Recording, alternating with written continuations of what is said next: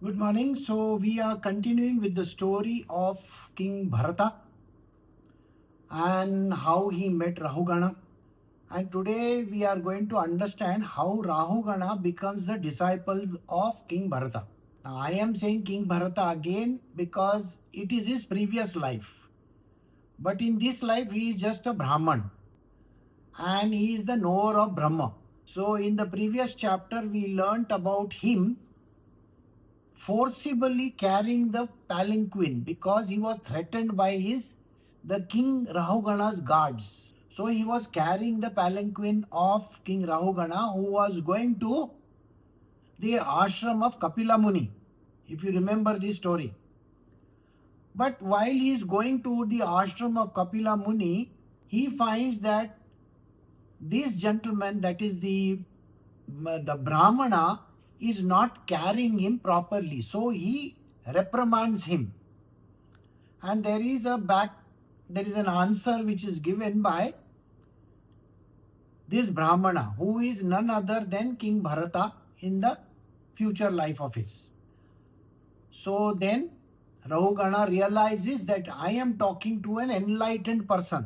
So he gets down from the palanquin and falls at the feet of King Rahugana and says to him, I am very sorry I said these kind of words. Kindly pardon me and please tell me who you are and so on and so forth. So a lot of questions he raises. So this is where we had ended yesterday. So today we are going to start about the teaching, the spiritual teachings, what Bharata, who is the Brahmana, has given to King Rahugana. Got it? So we will start the new chapter now. So we are doing Srimad Bhagavatam. This is Canto 5. It's a new chapter, chapter 11. Bharata imparts spiritual knowledge to Rahugana. The Brahmana said, you are really ignorant. You simply give verbal expression to the arguments which are apparently similar to those of the learned. You will not therefore be considered preeminent in any way among those who are supremely wise, for the sages never speak on mundane relations, that is, any kind of relationships, along with their investigation unto the reality. So, here King Rahugana is asking him mundane questions. See, when you meet a spiritual master, you don't ask him, sir, where are you from? What is your lineage? Where do you come from? Which part of India you are? You understand what I'm saying? These kind of mundane and useless questions should never be asked to an enlightened master, because they are not there for answering these kind of stupid questions. So, the Brahmana, who is none other than King Bharata, in the next avatar of his, says to King Rahugana that, see, you are a very ordinary, ignorant human being. You do not really understand how to behave in this material world. You might have taken training or teaching from some kind of a Gurukul or whatever. A very simple knowledge I will tell you. A Gurukul. What kind of Gurukul is a person supposed to select for his own children? A very beautiful example is of Ramayana. The Guru connected to the king is Vishwamitra. Now Vishwamitra, if you remember, was not a Brahman. He was a kingly person, but an enlightened person. But he was not recognized by the people around. So when the king Dasharath asks him to educate his sons in the Gurukul, this Guru declines the offer because he is a Rajguru. So he says, your son, who is the Lord himself, needs to be trained by a very great master. So the selection of the master has to be done in a very, very systematic manner. Normally, you should select a person who is an enlightened person. So he recommends Vashishta Muni. And that is why when they send out the invitation to Vashishta Muni, The moment Vasishtha Muni comes to know that Vishwamitra has sent the invitation, he refuses to come. But that is not the criteria. So finally, somehow they get him and he becomes the teacher of Sri Ram. In a similar fashion, Sandipani becomes the guru of Sri Krishna and Balarama.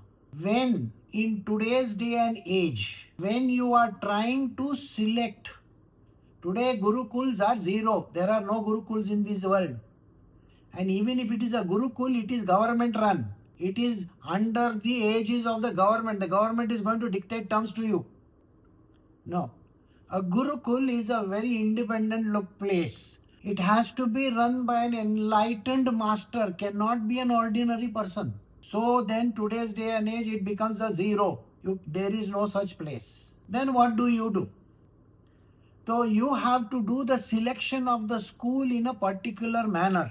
So you select schools. Now I want you to think of schools that you select for your own children. What kind of school do you send your children to? Somewhere where the teachers are abused, the principal is non-existent, nobody cares a damn, this kind of a school, right? You cannot send your children to such kind of schools. You cannot send them to a school where they are only interested in money and all those things. Your children need good education. They have to be ready for the future, for which you have to ensure that the school that you send your children to is a very good example. So in your vicinity, wherever there are good schools, you got to assess them very nicely. You can't send them to any Tom, Dick, Harry school. Got the point? But in case if you have a great master who is going to train them, then it is a different story. But to find such a person today is nearly impossible. So King Rahugana had already undergone this training with his own master somewhere in the past, when he was a kid. But see what he says. You are really ignorant. You simply give verbal expression to the argument. See, there are three layers which today morning I was explaining to Rajma. These three layers in knowledge gathering and so on. What is it that you require? First is called knowledge. So you got to gather knowledge for yourself. Second one is assimilation of the knowledge. That means you got to think about it. You got to understand what this knowledge is all about. You can't just have knowledge for the heck of it. Like that you can keep on reading as many fictional books that possible, but it doesn't constitute any knowledge. And the third layer is called application layer. Whatever knowledge that you have got, whatever you have understood from it needs to be applied. So three things we got to do. All right. So when you do these three things, then only the knowledge becomes perfect. But when you apply the knowledge has to give some kind of an understanding to you. But if it doesn't give an understanding, if you are just an nincompoop, you are not interested in knowing anything, then it is worthless knowledge. So in schools today, whatever that the children learn, do they start applying them in their life after assimilating it? That is very important to know. Because this knowledge is extremely important in the material world. The Brahmana is telling openly to King Rahugana, whatever you have learnt has gone down the drain. Why? Because you have never applied it in your life. You don't even know what knowledge means. So now think about how Sri Ram got the knowledge. He got it from Vishwamitra as well as Vasishtha Muni. So the Raj part of it, that is the Raj Yoga part of it, came from Vishwamitra. And the spiritual aspect and all other aspects came from Vasishtha Muni. So always remember this very well. Similarly, there were the Pandavas and the Kauravas. They got multiple knowledges. One came from Dronacharya. It is about the archery, wars, this, that, many other things. And the second one came from Bhishma Pitama. That was spiritual knowledge. So two types of knowledges are there. They have to be imparted and then only the person becomes perfect if they apply it properly in the world. Today people don't have knowledge. First step itself they are finished. So he says you are giving useless arguments because you are not a learned person. You will not therefore be preeminent among those who are supremely wise. So wise person cannot be. He cannot be a wise person because there is no application in the knowledge. Like you are learning this book just now. But even if little of it is not being used in your personal life, think about it. I am giving such fantastic knowledge. But are you even cogitating on it, or the moment this is gone, is finished, switched off, gone back to your material world? No. You have to assimilate the knowledge, you have to think about it, you have to cogitate on it, you have to keep on dwelling on the subject matter so that it becomes perfect in you. And then you start applying in your material world. Then the knowledge becomes perfect. So I hope you got this clear. Similarly, the ritualistic way, karma kanda, described in the Vedas is also not true. In the highly glittering, flowering description of the Vedic text pertaining to the detailed study of the minute rituals connected with the householder's life, no light is definitely thrown on the exposition of the truth which is pure and good. And as a rule, such persons who dedicate all their karmas to God are eligible for such exposition of the truth. Now, here is a very beautiful knowledge which is given to you. Listen to this knowledge. He says, in the Vedas, it is given that you have to perform this kind of a yagyas, all kinds of different pujas, parts, go to temple, do whatever the hell that is required. What do? You try to follow it to the letter because there is some idiot trying to teach you. Oh, because it is written in the Vedas, this is what you got to do. So it is written, see how beautifully it is written. In the highly glittering, flowery description in the Vedic texts pertaining to the detailed study of the minute rituals connected with a householder's life, no light is thrown on the exposition of the truth. Are you getting this point very clear in your head? The Vedas are telling all you householders what you are supposed to do. Do this puja, do this part, do this thing, go here, do there. All kinds of nonsense is told to you. And like a donkey, you do that thing. What is he saying? There is no spiritual truth in these Vedas which you are understanding. Are you getting the point? If you are just following the Vedas because it is written, oh, you have to do this puja. How many people do this kind of a thing?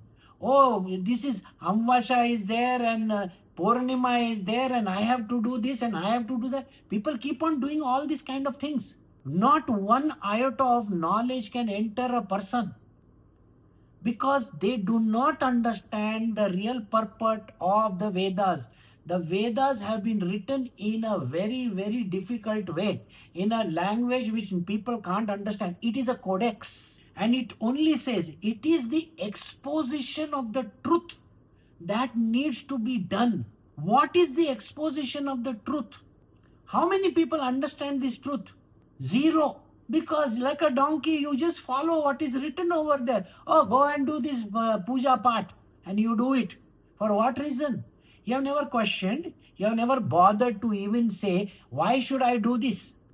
Today's day and age, because you have not done it, that is why the younger generation from millennial down to till today are not interested in the scriptures for this reason. Because you yourself are an nincompoop, how can you give knowledge to these youngsters? You have no idea. You are just doing for the heck of doing. Okay, tika lagao, ye karo, this do this, put some water, put some chawal, this. Kind of nonsense people do without any understanding. This is what the Brahmana is telling Rahugana. That means King Bharata is telling Rahugana, you are behaving like a complete idiot. Not even the most authoritative Vedic or Upanishadic texts can directly impart the comprehension of the truth to a person who, in the analogy, a dream does not conclude that a dream-like pleasure in the householder's life are by themselves worth casting off. Just reading a book, or these are most authoritative texts are what? The Vedas, the Upanishads. People sit for Upanishads, for the great lectures that are given on the internet and wherever the hell that is possible. They themselves who is giving this great speech don't have any idea about it. Recently I was listening to one podcast with one idiot. This person is talking utter nonsense and the whole world is lapping it up. And people think, oh, he's the number one podcaster in the world and this person who is sitting in front of him must be an enlightened master. So what are you talking about? That fellow is an IT professional has no brains at all. If somebody is giving this kind of a bullshit information, don't fall for it, because the Upanishadic or the Vedic texts are not written the way they are written. There is a tremendous amount of spiritual truth which needs to be deciphered by a spiritually perfect being. An ordinary person can't give. As long as the mind of a man is under the dominating influence of sattva, rajas and tamas, it goes on producing unchecked merit or sin through the sense organ of perception and action. Now I will tell you what happens when a person does all these kinds of rites and rituals. Simple rite and ritual I will tell you. There is a woman who follows this, Vata Purnima and all they look through that jali and all that kind of nonsense that they do. And now they are saying to God, I want this husband for the next 7 lives of my life, okay? When they are asking this kind of a thing, because it is written in the scriptures. What is he saying over here? It goes on producing unchecked merit or sin through the sense organ of perception and action. So this woman or this man also who is doing some upvas and saying, I will not eat the food because I have to follow this rite and ritual. He is doing this. Now when they do this, is there a motive in it or no? There is a very clear motivation in an action. What does Sri Krishna say in the Bhagavad Gita? Very clearly he says, there should be no motivation and there should be no action connected to the result, isn't it? Otherwise you are causing it sin. Are you getting this point? Please use your brain a little bit to understand. So if you are doing an action, if your wife is doing this kind of an action, she is doing upvas and all that for whatever Vata Purnima or whatever that is, she is binding you for the next multiple lifetimes. Where is the choice for you to get independent and leave this world? You are goner. I am telling you this because there is a repayment factor which has come into the picture. You are unnecessarily getting trapped into another person's life for no rhyme or reason. Ask any spiritually perfect person, do they want to get entangled with another woman or somebody? That is the worst thing of life. The same thing goes for women. I mean, imagine they have an idiot of an husband. Why do they want him for the next 7 times or as many 77 times? Who gives a damn? And that person is entangled and you are entangled. Remember, this is called desires. The desire that to have a husband like this. Look at Draupadi. Sir, you can't handle one husband, you got 5 husbands to handle. It's a miserable thing in the world. People don't go into that. This is where the problem lies. Nobody understands. You got to question this reality in your life. This is what he's saying. If you are under the influence of sattva, rajas and tamas, it goes on producing unchecked merit or sins through sense organs of perception and action. So whatever action that you perform, even if you go to a temple and say, I want a husband, sir, you are finished.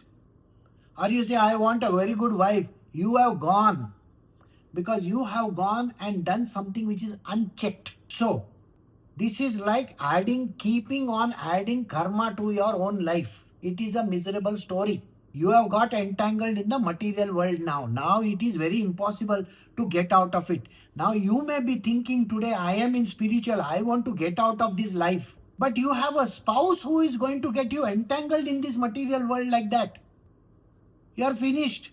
There is no way in which you can get out of it. Because it is called unchecked. Basically you are going through your sense organs and perceptions of action. Now let us see the next aspect of it. See, this is the importance of the Brahmana talking to Rahugana. Who is the Brahmana? Brahmana is none other than the Lord himself. Please understand this. On whose name today we are named the country called India. Bharat Varsha. Bharat. The mind, which is as an upadhi of Atma, is designated as Atma. Now people think that the mind is the Atma. No. It is an upadhi. One of the concatenations, attachments. The mind is a storehouse of impressions unconsciously left by the good and the bad action in the past life. It is attached to objects of pleasure. It is tossed about by gunas. It is affected by passions. It is the chief among the 16 constituents, that is elements, sense organs, etc. of the Linga Sharira. This is called the Linga Sharira. Okay, this inside of us, we have a mind inside of us somewhere, isn't it? That is the Linga Sharira. Linga. Got it? It assumes different forms under different names and extends higher and lower form of life in the various kind of physical bodies. Okay, now this is a very funny thing which he is saying. I want you to pay attention and listen very carefully to what is being said. Your mind is a storehouse of impressions unconsciously left by good and bad actions. In your mind, you have gathered actions from past life and this life. Got it? As a kid, you have collective things, thoughts which you have kept in your mind. I did not get to go to this school. I did not get to eat ice cream. I did not get, a good husband. These kind of things you have in your mind. When you have this kind of thoughts which are coming in your mind, they are constituting an impression. It's an impression on the mind. It's literally imprinted on the mind. Whatever BS that you have thought of, I did not get this. People didn't treat me nicely. They treated me like dirt. Somebody beat me. Somebody did this to me. Or I am the greatest. I did this. In my school, I came first. In my college, I was very intelligent. These kind of things are called impressions on the mind. Are you getting this? First part is clear? Now, these actions, which are now according to you, they are right and wrong actions, isn't it? So there are good and bad actions in your life. Whatever that has happened in this life and the past ones also, they have got imprinted, literally imprinted on your mind because of your passions. You're so passionate about it. Why didn't I get money? Why didn't I get this girl? Why was I not treated properly? Why was somebody beating me? Why did this happen to me? Why did that happen to me? These are called impressions. They are embedded in your mind. And when they are embedded in your mind, it is tossed about by the gunas, the right and the wrong and the good and the bad and the sattva, rajas and tamas. Everything is getting mixed around over here. And it is affected by passions. It is the chief among the 16 constituents of the Linga Sharira. This gets into the database of your Linga Sharira. Linga Sharira contains the mind and the intellect. It is getting written over there. Who is writing it? You are thinking about it, so you are writing it. Got it or no? Has it entered your brain? And when that happens, it assumes different forms under different names and extends into the higher and the lower form of life in the various kinds of physical bodies. What has happened? You might have written that my father or mother was a tyrant. She behaved very badly with me. My husband beat me. Something like that. Oh, my principal, he did this to me. Or this man, he did this to me. Or this woman did this to me. I wanted to get married to this girl. She ditched me. Somebody broke my heart. It is a impression which has got embedded in the Linga Sharira. Now what happens? Did you get fulfillment? If somebody beat you as a child, did you beat that person back? No. If somebody ditched you in love and got married to somebody else, were you fulfilled? No. Now any kind of action My brother got the money, I didn't get the money. Any kind of action, anything that has happened in your past has left an impression on you, has gone into the Linga Sharira. When it goes into the Linga Sharira, it creates a new body for you. Are you getting it? It creates a new body for you and a new life. Who told you are going to become human now in your next life? No way. No way. What is going to happen to you? Maybe you will become a queen bee and you are going to make a mincemeat of this man who is, the bee who comes to around you. You can eat that fellow up also, or you can become a worm. And because of that, you have got sanction for yourself multiple lifetimes. Are you getting this clear? Necessarily, the same person who treated you badly, he is going to be in your position and you are going to be somebody else. But where is it written that you are going to be human? Are you getting the point or no? And this is the reason why people don't understand spirituality. You are going to be born a million times because you have got impressions on your mind in the Linga Sharira. As many impressions as you keep on gathering. Because even the stupidest thing that happens, you create an impression. Thinking. As many impressions that you do, you have sanctioned yourself multiple lifetimes. And those lifetimes are going to be miserable to you. Because as many times as you have done this, the more you keep on dwelling on some object, something which is desirous. I want to beat this person so much. I want to kill this person so much. You know the kind of thought that comes in a mind? I never got it. I never got it. I never got it. Nobody gave me things. Nobody. People keep on dwelling on these kind of subjects. They are the miserable people. So you have created new lifetimes. So Rahugana is being told by the Brahmana, who is none other than King Bharata. The mind, the limiting conditions created by Maya entices it in the subject in the cycle of samsara. By embracing the soul associated with it, it subjects the jiva to pleasure, pain and other things, inevitable fruits of karma at the proper time of fruition. It is not necessary. Suppose in your life you have been slapped by your parents and you have been treated very badly. What guarantee is there that the next life you are going to meet them? There is no guarantee. You will meet them after your 10,000th life, but you still have to meet them. Where is the release for the soul then? The soul has no release till you do not repay that debt. And that is the reason why are you getting into the debt? Why are you thinking so much about this? Somebody says something bad, you keep on thinking. Somebody praises you. You are so beautiful. You are like this. He is a great speaker. All these are bullshit and nonsense. Don't listen to these people. Don't try to get into pleasure and pain. Because the moment you get into pleasure and pain, you have gone and sanctioned yourself your next lifetimes. And it is not one life. It keeps on going on and on and on and on and on. The karmic debt keeps on piling up. So long as the mind exists, the phenomena of waking and dream state manifests itself with the range of perception of the Kshetrajna. It is hence that the wise one says that the mind is the cause of the lower state. Okay? That is the product of the gunas, and of the higher state, that is the moksha, which is beyond the range of all gunas. It is your miserable mind which is creating this kind of rebirths for you. You are thinking.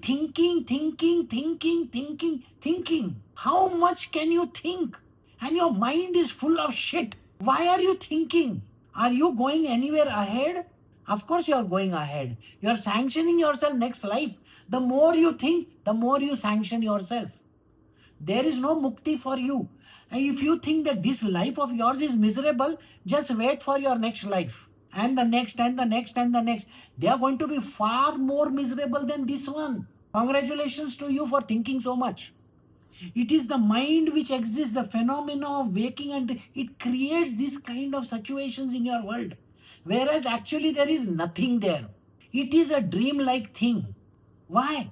Because you are unnecessarily creating, mountain out of a molehill. There is nothing there. Somebody has just said, oh, you look good. Oh, I went and did a facial, and then I did this, and then I did that. I did a golden facial. I went to Korean boutique and I did this. And what are you talking about? Who gives a damn? Every time when your mind is reacting, they are putting you into the gutters. I want you to think about it. Every time when your mind is reacting, every time when you keep on dwelling and dwelling and dwelling and dwelling and dwelling, and the sattva, rajas, and tamas is acting on you. When your mind talks too much, either you get a headache, you get a body ache, or you go to sleep in tamasic mode.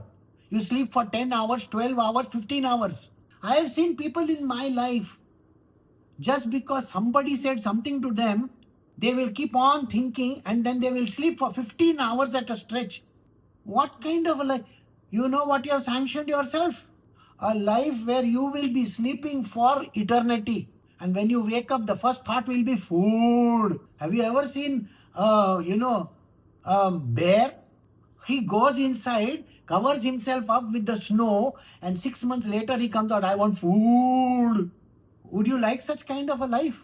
But that is exactly what you are sanctioning yourself. Why is this sleep coming? Why is this anger coming? Sattva, rajas, and tamas, why is it coming? Don't dwell so much. If the mind is attached to objects of senses, it leads a creature to misery. If it is free from unattached to them, it takes the jiva to eternal happiness or moksha.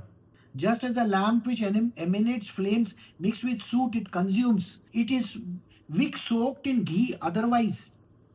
Betakes itself of the original state, the mind which is attached to the object of the senses and consequent activities resorts to the various courses and returns to its true original self when unattached to them. If you keep on getting attached to objects, in this world, I want it like this, I like that, I don't want this, I don't want that, I hate this world, I don't like this world. Your mind is throwing all these kind of things. The moment you do that, you are in the misery of this world as well as your next multiple lifetimes. But now, don't get attached to anything. He says over here, if it is free from and unattached to them, whatever bullshit that is happening in your mind, why are you attached to it? Why are you giving it so much of credence? Oh, he said something to me like that. He did this to me. He tweaked me. He pinched me. He did this to me. What are you talking about? I have seen idiots in my life, or something happened in their childhood. When they have grown up also, they are thinking about it. Somebody died 10 years ago. Oh, my husband died 10 years ago. Who gives a damn to that person? My father and mother, they died 5 years ago. Who gives a shit to those idiots? They are nobody to you. When are you going to understand this? Because of them, I am like this. It is not because of them. It is because of your dirty mind, which keeps on latched onto these idiots. Don't worry. You are going to be born as that person's husband or wife only. And then you are going to make your life more miserable than you have ever done in your life. Why do you want to get into entanglement like this? The courses of activities of mind are 11. 5 in relation to organs of action, 5 in reference to the sense of perception and its own sense of I-ness, and then say the conative organs, the subtle elements of the body, the 11 grounds for this, O warrior: smell, form, touch, taste and sound, evacuation, copulation, locomotion, verbal expression, manipulation, and the 11th is the body in which it is accepted as mine. And in the case of an ignorant who has completely identified themselves with the body, the I-ness is the 12th course of the mind, with the body as its object or bed. Sleeps, abides with the ahamkara, and hence it is called the purusha. You keep on taking onus of everything. Oh, this happened to me. That man said like this to me. I felt miserable. I got hurt. I am like this. She is like this. You keep on dwelling on these subjects, as if considering that this body is the soul. Those things are going to stick to you. Don't take that so seriously. You are not the body. And whatever that has happened, why are you dwelling on it so much? This mind of yours is going to be a big, stumbling block in your journey in spiritual. Don't do this kind of a thing. Don't keep on thinking it's the mind which is the worst one. It gives you multiple lifetimes. Can you understand? It leaves an impression on the linga sharira. And then because of that, you have to come back to fulfill it, come back to fulfill it, come back to fulfill it. And you think this life is bad, don't worry. The next is going to be worse, and then worst, and then worstest, and the worstest. Don't worry about it. There are no such words, but please understand. You can count worst to the power of 100 million. That is what you are sanctioning yourself. Don't do that. All these are nothing but the, your senses, your sense organs, your body, the I-ness, I constantly thinking, I got upset, I got angry, I am like this, I am like that. People call me the worst person on earth. I am alone. I don't know what to do. Everybody treats me badly. This is what you are saying. I.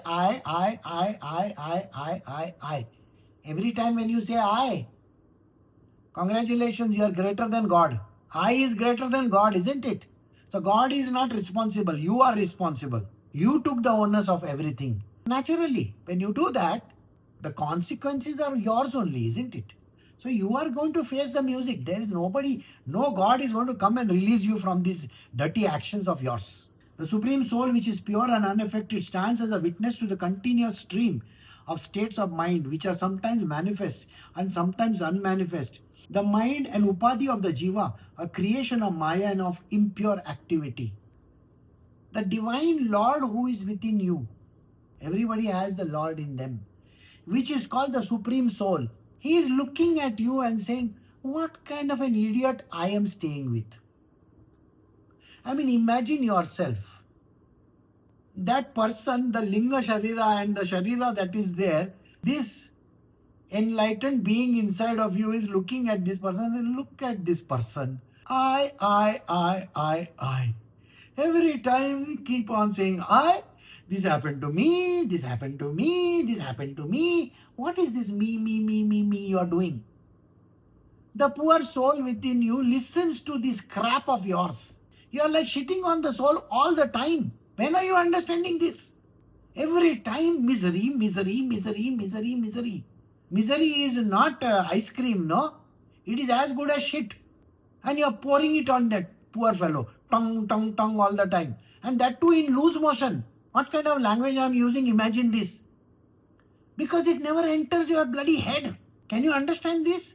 Every time I, me, myself. This happened to me, this happened to me, this happened. Mind. I wish I am allowed expletives over here. Unfortunately, this channel I cannot give. I would have spoken like Joe Rogans of this world then. Okay, let us come back to the story. So, the poor being, the Lord within is looking at an idiot like you and saying, look at this person.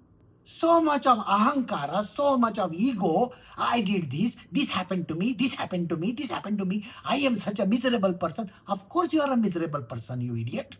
Just as the air entering the form of breath controls both the mobile and the immobile beings, so does the Supreme Lord Vasudeva, all-pervading soul, enter the universe as an inner controller. O Lord of men, a man continues to wander in the samsara as long as he has not shaken off this maya. By the dawn of knowledge, he becomes free from attachments and conquer the six enemies, where that is passion like anger, lust, avarice, and has not realized the true self. The Lord Vasudeva. Who is this? Sri Krishna himself. The Vasudeva is within you. This knowledge can never be given by any mother and father. In my world, I have personally seen mothers and fathers telling their sons and daughters who are joining my satsang that this guy is an idiot, me, and that you should not follow such kind of idiots. Why are you following them? The true knowledge is being imparted over here, where you are getting entangled with these idiots in your own life. They are telling you not to do something which follow this Supreme Lord. In these satsangs, in all my scriptures, any satsang that I have given, this is only the true meaning of the scriptures. The Lord is within you. If you follow your parents or your relatives or your friends and all that, they are putting you in the gutters. Here you are getting knowledge, a perfect knowledge of getting out of this world. They are giving you Maya. No, no, no. You should earn money. You should go and get a job. You should build houses. You have to go to your, places and this and that and go to Americas. Go to do this and go to do that. All bullshit and nonsense these people are telling you. And you keep on listening to all of that. They're entangling you further and further and further and further into the Maya. They themselves are already miserable. Look at their faces. Have you ever seen the face of your own mother and father and your grandfather and grandmother? They're the most miserable people in the world. They don't have a smile. They are not enjoying their life. They're eating and shitting, eating and shitting. That's the only thing that they are doing. Useless people. They are not releasing you. On the contrary, they are entangling you in this Maya of theirs. And they have the guts to talk to me like this. Don't worry. For the million lives of theirs, they are going to be miserable. No human birth for them. This I can guarantee you. Because this is not how people have to be treated. Somebody who wants to be good, somebody who wants to go towards the God should be going on that direction, not keeping on, going away from it. This is not correct. He continues to wander as long as he does not understand the mind. The conditioning environment of the soul is the field of the miseries of samsara and the source of continuous series of griefs, delusions, disease, passion, avarice, hatred, and the creator of the feeling of mindness. This mind is the one which is going to tell you, keep on listening to all these idiots in your life and keep on getting entangled more and more and more and more and more. And what is it that you're going to get? Only Maya. She's going to put you back in this cycle of samsara. And what are you going to get? It is a source of continuous grief, delusions, diseases, passions, avarice, and hatred, and the creator of I, me, myself. For being very careful and armed with the missile in the form of the feet of Lord Hari, who is the preceptor, kill this enemy in the form of mind, of formidable power, who has grown in strength through your negligence and though unreal in itself is capable of deluding you about the true nature of your soul. So here King Rahugana is given advice by the great sage Bharata, and he says to him, kill this enemy of yours. Don't keep on dwelling on this mind constantly and creating Maya for yourself. The entrapment is happening continuously. Have the strength in you to overcome this kind of a thing. Overcome that mind. Do not go to sleep. Do not get angry. Do not get upset. Don't do this kind of a thing. Because that is what is causing you misery for your next life and the next and the next. A million lives you're going to become miserable. Human birth is never going to be possible for you if you keep on listening to your mind constantly. So he says, kill the enemy in the form of a mind by formidable power. Use the power within you to overcome that mind of yours. Because it has gone from strength to strength by your negligence. You have neglected it. You have gone and run behind things in your life. I want to get married. I want to have children. I want to have houses. I want a job. I want money. I want this. I want that. You have done this to yourself. It's a formidable enemy to overcome. And this mind has entrapped you forever. So get out of this mind. Kill this mind of yours. And then ensure that it doesn't delude you any further. So we have come to the end of verse 17 in this chapter 11. We will stop over here for today. Recording stopped.